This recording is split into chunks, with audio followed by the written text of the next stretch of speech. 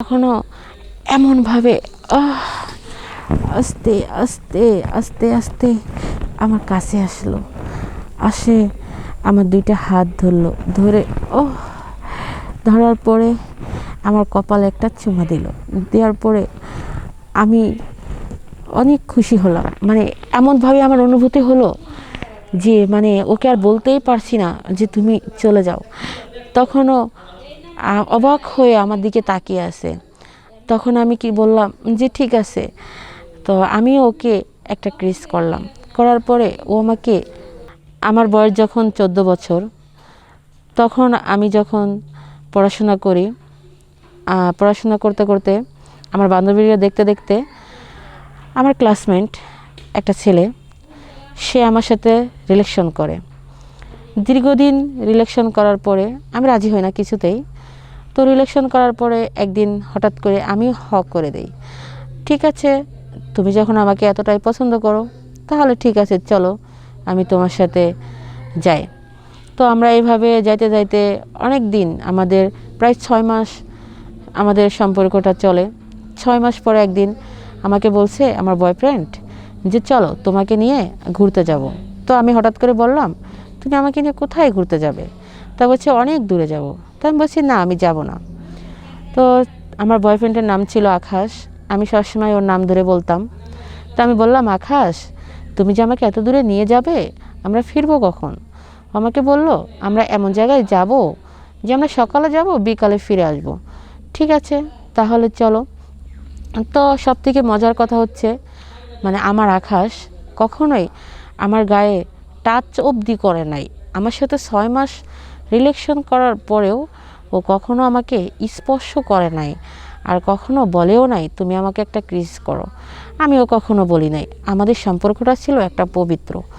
তো এইভাবে আমরা 6 মাস যাওয়ার পরে একদিন আমি রাজি হলাম, ঠিক আছে চলো। তাকে তো আমি বিশ্বাস করতেই পারি, সে যাতে আমাকে 6 মাস ধরে একটা টাচ করেনি।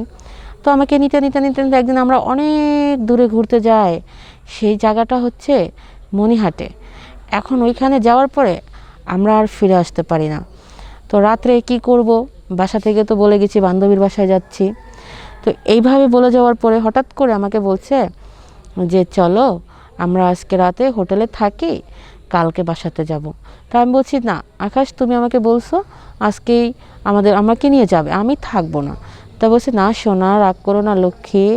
তো আমি একটু ইমোশনালভাবে বললাম ঠিক আছে লক্ষ্মী, তুমি যখন বলছো আমি তো তোমাকে বিশ্বাস করতেই পারি, আমি জানি তুমি আমার বিশ্বাসের মর্যাদা রাখবে।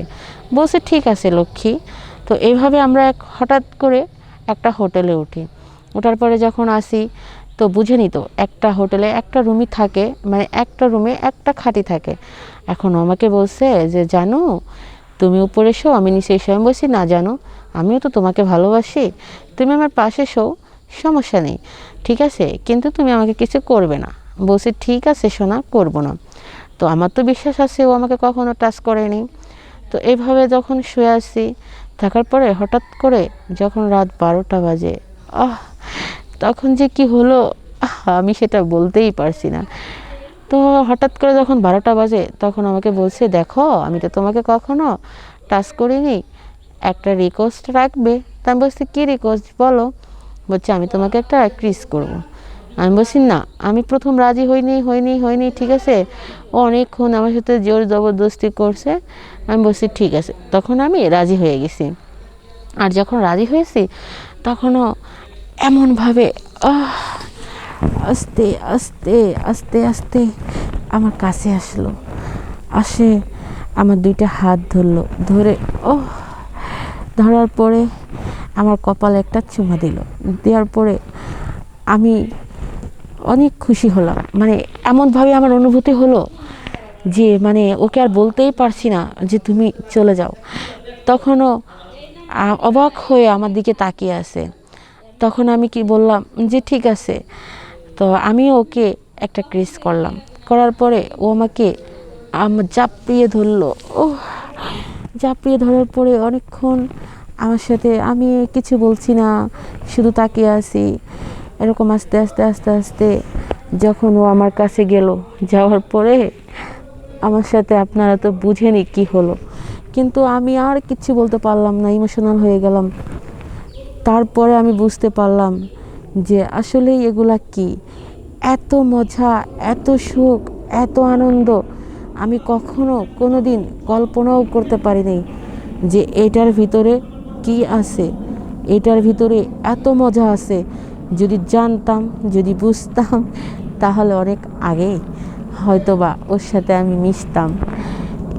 অ্যাকচুয়ালি আজও আমি ওকে মিস করি, জানি না ওকে আদৌ আমি পাবো কি না।